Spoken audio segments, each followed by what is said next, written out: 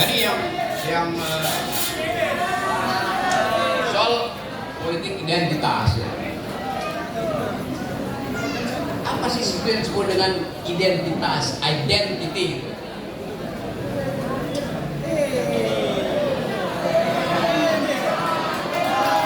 Apa yang dimaksud dengan identitas? Di dalam bahasa Latin, identitas artinya orang yang sudah mati. Kenapa? Sebab cuma mayat yang bisa diidentifikasi. Selama Anda masih hidup, Anda tidak mungkin saya identifikasi. Karena Anda tumbuh terus, imajinasi Anda tumbuh, pengalaman kerohanian Anda tumbuh. Nggak ada identitas pada orang yang masih hidup. Sama seperti setiap kali saya mau ceramah, panitia tanya, Pak Rocky, kirimkan kurikulum vitae, CV. Saya tanya, yang lengkap apa yang nggak lengkap? Yang lengkap dong. Kurikulum vitae saya, daftar riwayat hidup saya, baru lengkap ketika saya sudah dikubur. Orang masih hidup pasti kurikulum vitae-nya itu masih berkembang. Bayangkan kalau panitia bilang bangsa ini minta identitas terakhir saya. Yang tanya pada petugas pemakaman. Itu dasarnya. Logikanya begitu. Sebab kalau saya bilang ini kurikulum vitae saya, pasti itu terakhir tadi malam. Nah sekarang berubah kurikulum vitae saya bertemu dengan saudara, pikiran saya berubah. Keinginan saya untuk ganti KTP juga muncul. Saya jadi warga Langsa karena di Langsa surplus pikiran. Jadi nggak ada identitas yang sudah final. Bahkan agama tidak pernah final sebelum Anda meneliti Siratul Mustaqim. Ya, Anda bisa berbalik kok di situ. Dan ragu menyeberang. Atau soal dipanggil namamu oleh Jibril. Apalagi dalam politik tidak ada yang final. Jadi kalau ada istilah politik identitas itu artinya nakut-nakutin satu kelompok. Udah pasti Islam ini nakut-nakutin. Itu dasarnya. Di mana kita mulai mempersoalkan politik identitas ini? Ketika bangsa ini memilih untuk meninggalkan Piagam Jakarta dan pindah pada kedudukan rakyat. Pancasila sila pertama di Piagam Jakarta yang mendahului Pancasila di 18 Agustus 45, di 22 Juni sila pertama itu bunyinya ketuhanan yang Maha Esa dengan kewajiban menjalankan syariat Islam bagi pemeluk-pemeluknya. Itu namanya politik identitas. Tapi kemudian justru politisi Islam yang menyadari itu dan menganggap oke, kami tarik itu, tapi prinsip ketuhanan tetap ada di situ. Maka diganti ketuhanan yang itu adalah hasil pikiran demokratis dari pemikir-pemikir Islam begitu. Kalau kita pindah pada prinsip kerakyatan, jadi bahkan cara kita menafsirkan ideologi tumbuh. Kan dasarnya itu kan, sehingga ini bukan negara agama, ini bukan negara kerajaan, ini negara kerakyatan. Itu dasarnya. Jadi apa yang identitas kita? Ya rakyat. Agama Anda itu adalah pilihan Anda untuk hal yang vertikal.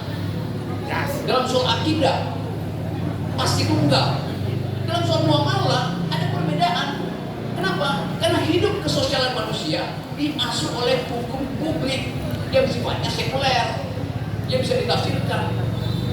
Itu dasarnya. Jadi permainan istilah politik identitas itu cawe-cawe negara. Kira-kira begitu. Anda memilih berdasarkan prinsip iman Anda, silahkan. Karena memang itu yang melekat pada Anda. Sebelum Anda nyoblos, begitu Anda pindah. Anda memilih calon yang sesuai dengan keyakinan Anda. 20 menit kemudian calon itu ditetapkan KPK. Anda pasti ubah. Oh ternyata dia seolah-olah jujur secara agama, tapi maling secara politik. Masa Anda masih pilih? Itu dasarnya. Jadi itu yang kita sebut prinsip kehati-hatian dan prinsip-prinsip tentang keadilan mendahului identitas. Jadi sekali lagi itu cuma pemain bahasa gitu. Itu saya tahu itu maksudnya siapa. Itu soal yang kedua apa ya? Coba itu kali buat saya. Oke ya. Tadi pasir. Ya oke, soal pasir tadi oke. Oh ini coba kamu berdiri lagi. Oke. Gula darahmu berapa? Normal. Anda bayangkan persepsi kita pada orang gemuk itu artinya gula darahnya 400. Padahal banyak orang kurus yang gula darahnya 400. Karena cara tubuh kita mengkondisikan sistem metabolisme kita, itu yang menentukan sehat tidaknya kita. Metabolisme menentukan kita sehat apa tidak. Tubuh dia nggak gemuk, tubuh dia itu bentuk alternatif.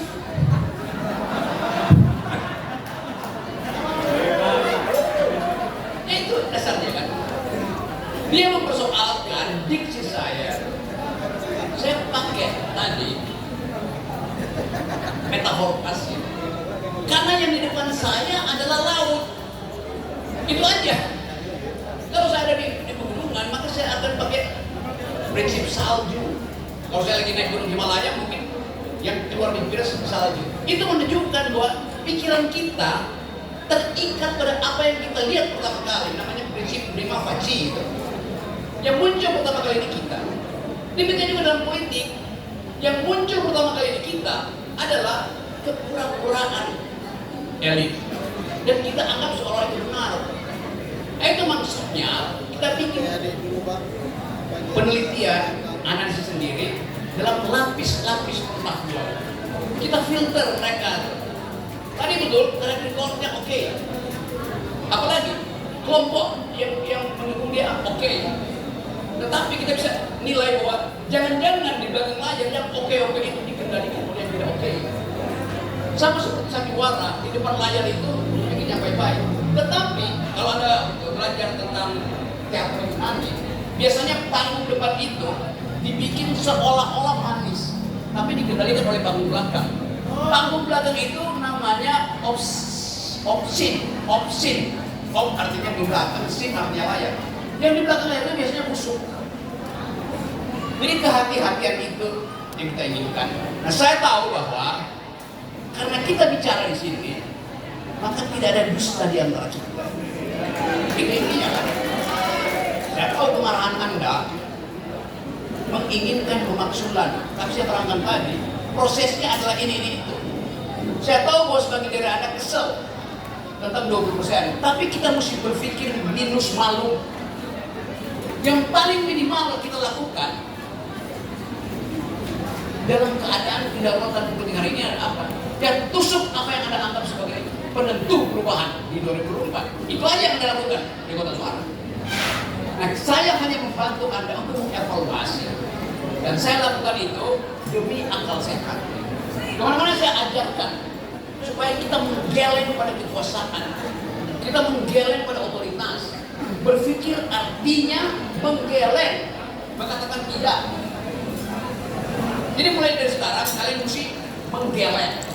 Menggeleng adalah menggerakkan leher kiri kanan untuk mengeluarkan pikiran.